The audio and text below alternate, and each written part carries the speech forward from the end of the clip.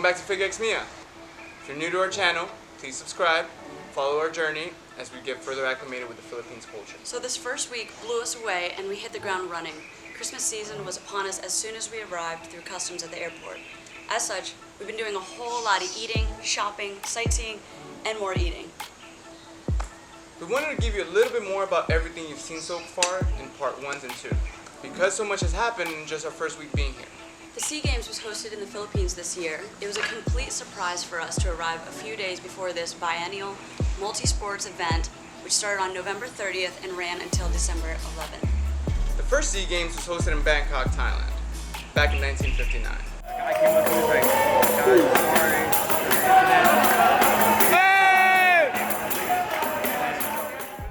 In every odd year since then, athletes from 11 Southeast Asian countries compete in about 56 different sports competitions.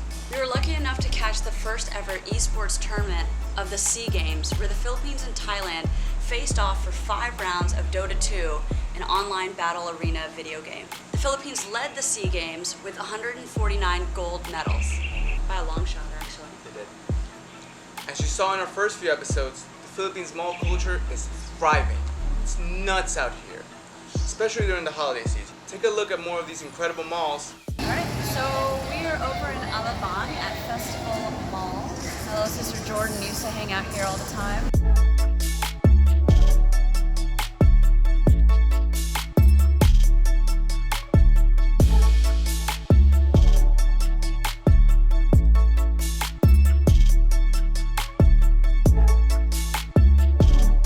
When checking off Christmas items for your loved ones, having down a good price and being aware of what you're buying will greatly improve your shopping success. A few key phrases that we have learned to use throughout the years that I've been here in the Changge, which according to my mother I spelled horribly wrong, and it starts with a T. The Changge is more of a marketplace where you can find high-end replicas.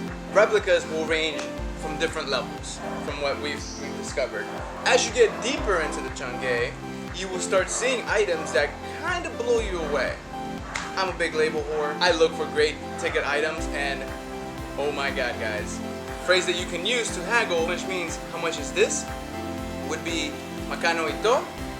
Throughout my shopping experiences, I have realized that if you say it in that way, people will notice that you're a foreigner. So what I've heard a lot of the locals say has been "Magkano to?" They kind of skip the I, and I guess that is some form of slang. Yep, there'll be some form of slang. So you can say "Magkano ito?" They might recognize you as a foreigner, but if you say "Magkano to?" Kuya, which means older brother, or ate, which means older sister, you should have a good time. And po is an all-encompassing word of respect. You say salamat, which means thank you. Salamat po, or have a good afternoon po. That is a good way to end pretty much any statement here in the Philippines. Some other shopping advice that might be a little bit easier for us ladies. Take advantage of the service labor offered. Ask them to show you and demonstrate. It can be taken as a compliment to them. Go up to them and just ask, hey, can you show me how to do this? Can you show me how to do this? Can you show me how to jailbreak my phone? So we ended up buying 2 phones, and one of the 2 was successfully jailbroken, taken out, and we were able to use it. Get home, the other one was not open. We had to go back, scout out this electronics Changge place, and ask them to fix it. And it took a couple hours. Don't assume anything will work as expected. Island time is a real thing here. Things take me hours to get done. It kind of reminds me of living in the South, actually, in North Carolina. Quick example of that is, we were setting up our internet, called them on a Monday, get on the phone with them, get through, all the business, and at the end they're like, hey, we will reach out in 24 hours. We're like, awesome. Come 30 hours later, realize they weren't coming. So, call them again. We got through all the ups and downs, we got through the business, same line. Hey, we will hit you in 24 hours. This time we're a little more prepared. So we waited exactly 24 hours. Day after that, now it's Wednesday, right? And nothing. So now we're a little heated. Here, you have to be a little persistent. If you do anything over the phone, you should kind of expect for it to not go according to plans. So just make sure you're always following up. We went to a really nice IKEA looking but not IKEA place for our king size mattress. We got a great deal on it. Somebody gave us the local discount as well. Threw him a little bit of a tip. Thank you, Lance. And delivered just this last week. They're going to come and install it today. I've never had a king size bed. I'm super stoked. So we're over here at Mandawi Phone. We just found our new bed, guys. Got it. It's gonna be amazing.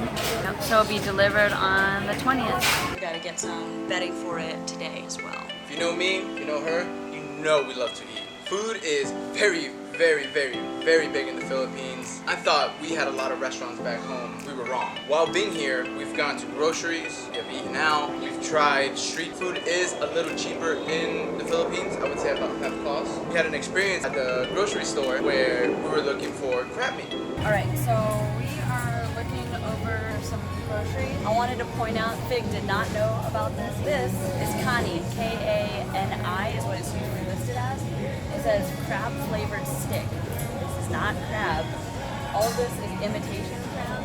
If it is real crab, it's gonna scream real crab. It's not bad tasting, but Make sure to look at the ingredients. Look up some of them if you're not sure, and you'll find that there's common explanations for things like aligue, A-L-I-G-U-E, was actually crab. So things that you probably do like, you just have to find the translation for it. Neither of us have gotten sick. We've cooked a full meal. We've had access to every craving that I've had, Fig as well. And we found some amazing local favorites and spots that we can't wait to take our families to when they come visit. Pricing of food when you eat out is super cheap. For $16, 16 US, which translates to roughly about 820 pesos, we were able to get 2 miso soups, fried rice to share, 8 sushi rolls. She had a sashimi plate, 2 really, really good fruit teas, $16. 16, that's Incredible. it. I've never been a cheap date, but I guess here I am, and I'm still happy. Even food delivery is as easy as any popular service back home, just for a fraction of the cost. We use Grab for all of our transportation and delivery needs. Middle of the night, just order it up as you would in the States. Things are actually much more developed here than people would expect. The technology is just booming and making a lot of these things much more convenient and accessible at any time of the day. So that's been a huge help for us as we've been getting used to living abroad and living in this new culture. So one of the best things about coming back here a couple of years after living here in 2015 is delivery service has improved so much better. Back then you had to go everywhere to get food, but this came from Grab, and we just ordered some Middle Eastern food. They put hearts in the butter. Just a quick note about delivery. During the busy hours, it might get a little finicky. Traffic here is nuts. So just make sure that when you order food, you immediately get on the app and try to get a delivery driver if the place doesn't offer a delivery service itself. The SEA Games also probably threw things a little out of whack with the traffic schedule. It is the holiday season as well, so we'll do another recap of how this is going maybe in February when there's less activity going on, but do be mindful about traffic patterns wherever you are. That being said, getting around has been quite easy, so much cheaper than your transportation, taxi services in the States. For a 45-minute trip here, it only costs us $12. If you can wait, if you can time it right, it is totally worth it and totally safe. I haven't felt uncomfortable anyway, and any time that we've used it, I use the app. You can see the license plate, the name of the person, the picture of the person, and what kind of car you're going to be getting into, just like we would want to do in the States. Courier service are also available. I'll give you an example. Let's say you have roommates. Your roommate has a date. Your roommate wants to stay out that night. He has to go to work the next day. It's going to be really inconvenient, especially with this traffic, for him to come back home and then go back out and stay out. At that point, you might as well just stay out or stay in. No.